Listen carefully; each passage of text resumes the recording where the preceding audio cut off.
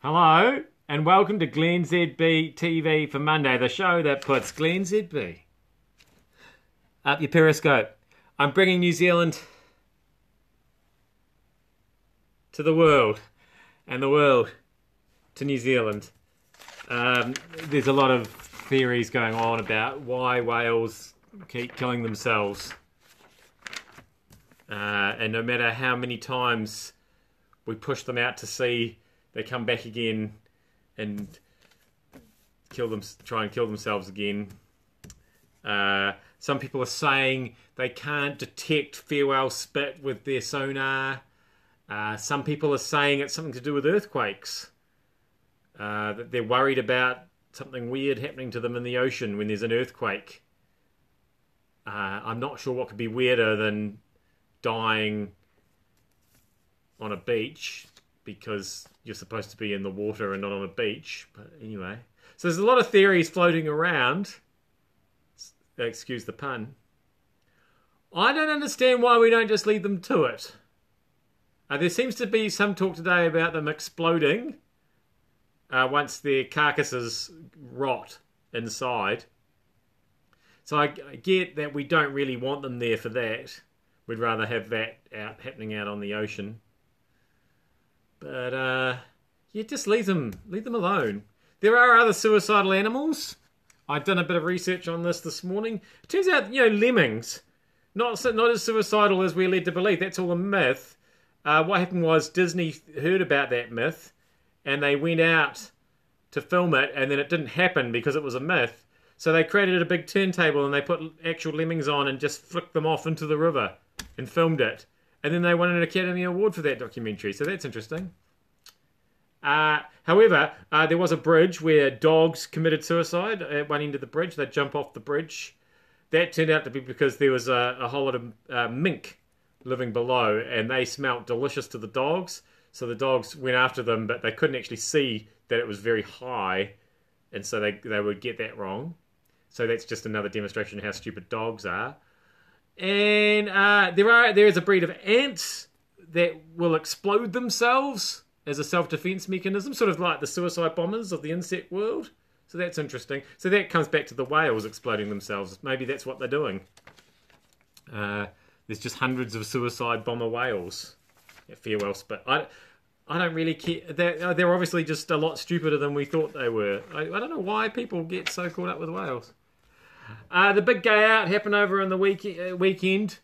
I think we missed John Key at the big gay out, don't we? He just seemed to get it a bit more than Bill English. I mean, here's John Key, busting out a few moves with some drag queens there. I don't know that he looks entirely comfortable, but he's there. Here he is. He looks like he's singing. I don't know that he is singing. She doesn't look quite so impressed, but and he's got a bright pink shirt on. So that's nothing. What could be gayer than a bright pink shirt? That's quite a gay look for the PM, isn't it? That's pretty gay. And then he's found this guy, and he appears to be sort of looking adoringly at him. And who could blame him? There's a lot to adore there.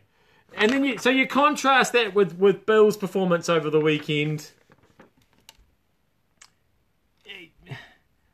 I mean, I think that's a gay guy. I'm pretty sure these guys and that lady, they're just around him to make sure the gayness doesn't get too close to him. I think he's got some work. Maybe start with a pink shirt, Bill, would be my suggestion.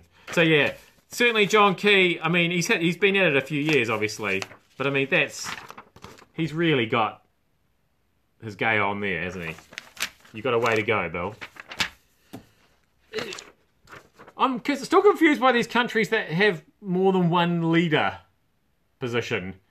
Do you have a president? Are you a prime minister? Or in Germany's case, the chancellor, a German parliamentary assembly has elected Frank-Walter Steinmeier. He's got a hyphenated first name instead of a hyphenated last name. That's interesting. Frank-Walter. But they've elected him to be the country's new president. I didn't know Germany had a president. I knew about the Chancellor, but they've got a president as well.